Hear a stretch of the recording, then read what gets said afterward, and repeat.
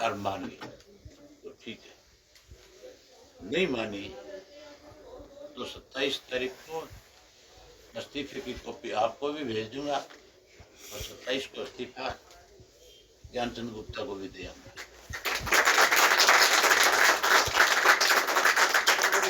सच्चे हैं और इस्तीफा नहीं, फिर तो मुझे लगता है कि मुझे आपके मंच पे आने से भी कोई नहीं रोकेगा। फिर कौन रोकेगा जी? फिलहाल राजनीति फिर मैं फिलहाल बैन पूरे प्रदेश में कल से ही अपना भ्रमण शुरू करूंगा, एक एक गांव में जाऊंगा, लोगों में जागृति पैदा करूंगा और ये जो इश्यूज हैं ये खुल करके लोगों के बीच में रखूंगा और उनसे कहूंगा कि अब इस लड़ाई को और ज़्यादा तेज करूंगा।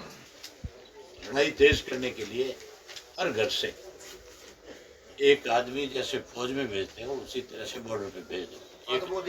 एक उस बॉर्डर पे लड़ने का काम करेंगे, एक लड़ाई इस बॉर्डर पे भी करेंगे। हरियाणा का जवान जो है देश के बॉर्डर को सुरक्षित रखता है नहीं रखता, तो फिर अगर बॉर्डर को सुरक्षित रख सकते हैं तो अपने हकों के लिए दिल्ली के बॉर्डर पे आकर के भी अपनी लड़ाई लड़ सकते हैं। सर देश तो सुरक्षित हाथों में बता रहे हैं। जो किसान आज धरने पे बैठे उन्हीं के बच्चों ने रखा हुआ है, ना तो मोदी ने रखा हुआ सुरक्षित देश को, ना मोदी के मंत्रिमंडल के किसी सदस्य ने रखे, ना मोदी के जो चैत्य लोग हैं उनका इस देश की सीमाओं से सरोकार। वो तो लूटने वाले लोग हैं। कैसे देश के लोगों को कमजोर किया जाए, ये कमजोर करने के लिए तो कृषि के कानून बनाए। अगर इनकी जमीन छीन ली गई तो फिर आप मान के चलो सीमाओं पे बैठे जो है ना वो भी नौकरी छोड़ करके अपने घर आ जाए, वो क्या करेंगे हमारा करके। आप मुझे बताओ ना, मोदी के तो बेचारे के कोई फौज में जानी आई तो नहीं।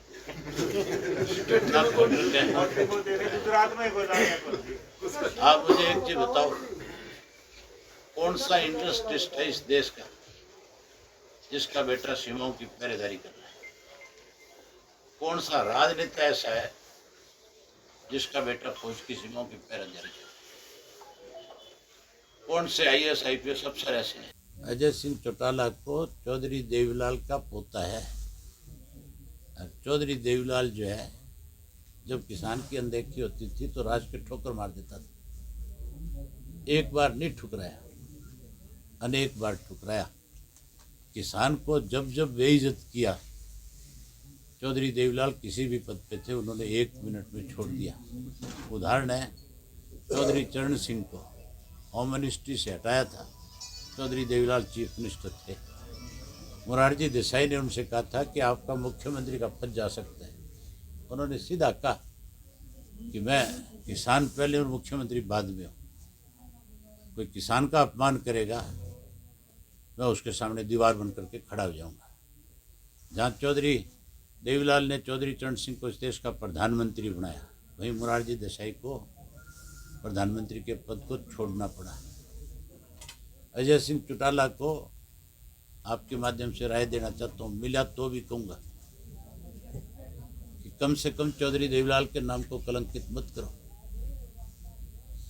अजय सिंह चौटाला बेबस है, उसकी औलाद उससे ऊपर है, उसके बच्चे उसकी बात को सुनते नहीं।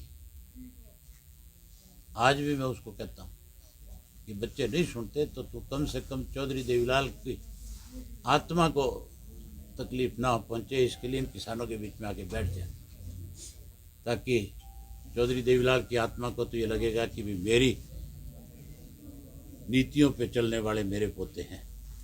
लेकिन लगातार इस बात को लेकर के जिद पे अड़ी हुई है सरकार कि और सब बातें आपकी मंजूर कर सकते हैं लेकिन ये तीनों कानून खत्म नहीं करेंगे। और तो कोई डिमांड है नहीं। सबसे पहली डिमांड किसान की अगर है तो यही है कि इन तीनों कानूनों को ख़त्म किया जाए। देश का प्रधानमंत्री अगर कोई गलती करता है, कोई गलत निर्णय ले लेता है, अगर उससे जा कर के लाखों लोग अगर ये कहते हैं कि ये गलत हुआ है, तो नरेंद्र मोदी प्रधानमंत्री कोई अमेरिका वालों ने नहीं बनाया। नरेंद्र मोदी को कोई प्रधानमंत्री किसी दूसरे मुल्क के लोगों ने ला करके स्थापित नहीं किया। हमारे हिंदुस्तान के 70% गांव में बसने वाले लोगों ने बीजेपी पार्टी को वोट दे करके इनको सत्ता सौंपने का काम किया है। तो अब उस 70% आबादी की डिमांड को भी इनको सुनना चाहिए, ना कि इस बात के लिए इनको कोई जिद करनी चाहिए। अब तारीख पे तारीख दे करके इसको लिंगर ऑन किया जा रहा है। इसको लिंगर ऑन करके कहीं ना कहीं किसान की परीक्षा ली जा रही है। किसान तो जिस दिन खेती करना शुरू करता है उसी दिन से अपनी परीक्षा देनी शुरू कर देता है। किसान की परीक्षा साल में 2 दफा हर वर्ष होती है। जब हम अपनी फसल का दाना बो करके बीज बो करके आते हैं, जिस दिन वो फसल पैदा होती है, निकलना शुरू होती है, उस दिन से लेकर के पकने तक और निकलने तक किसान उसको अपने बच्चे से भी ज़्यादा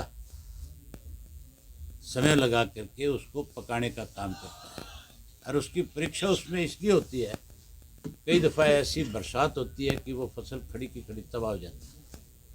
कई बार ओलावृष्टि होती है, कई बार सूखा पड़ता है, कई बार कोई ना कोई कीटनाशक ऐसा उसमें डाल दिया जाता है जिसकी वजह से वो ख़त्म हो जाती है। कई बार आग लग जाती है। अनेक तरह से उसकी परीक्षाएं परमात्मा लेता है।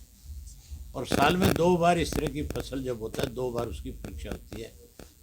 और वो दोनों बार में कभी भी विचलित नहीं होता। चाहे उसका कितना भी खड़ा खेत खत्म हो जाए, वो फिर अगली तैयारी अपनी शुरू कर देता है। नरेंद्र मोदी जी को शायद इस बात का एहसास नहीं है कि किसान विचलित नहीं होगा। किसान जिस शांति प्रिय तरीके से बैठ करके आज इस एजुकेशन को कर रहा है, जिस तरह से बारी बारी आपको इस बात का एहसास करा रहे हैं कि आप हमारी परीक्षा लेने की बजाय इन तीनों कानूनों को ख़त्म करो। 6-6 महीने का राशन किसान लेकर के आया हुआ है। और किसान की फसल पीछे पकाने के लिए, उस फसल को पालने के लिए गांव के लोगों ने आपस में कमेटियां बना ली हैं। यहाँ जो बैठा है उसको इस बात की चिंता नहीं है कि तेरा खेत उजड़ जाएगा। खेत तो उसका साल में 2 बार उजड़ता ही उजड़ता है। इसलिए मोदी जी को तुरंत इसमें खुद इंटरप्ट करना चाहिए, खुद इसके लिए आगे आकर के किसान की बात को स्वीकार करना चाहिए। तीनों कृषि के कानून खत्म करने चाहिए। आज हरियाणा का जो किसान है वो लगातार पंजाब के किसान को, राजस्थान के किसान को, यूपी के किसान को, मध्य प्रदेश के किसान को किसी किस्म की दिक्कत ना आए, उसके लिए सैकड़ों मील चल करके अपने गांव से दूध इकट्ठा करके लेके आता है। इस ठंड के मौसम में कैसे बुजुर्ग आदमी को बचाया जाए उसके लिए पिन्नियाँ तैयार करता है, सब्जियां लेकर के आता है, लस्सी लेकर के आता है, फल फ्रूट लेकर के आता है। और यहाँ आकर के जहाँ उनकी ये मदद करता है, वहाँ उनके लिए एक विश्वास पैदा करता है कि हरियाणा का एक एक व्यक्ति जो खेती से जुड़ा हुआ है वो आपके साथ खड़ा है।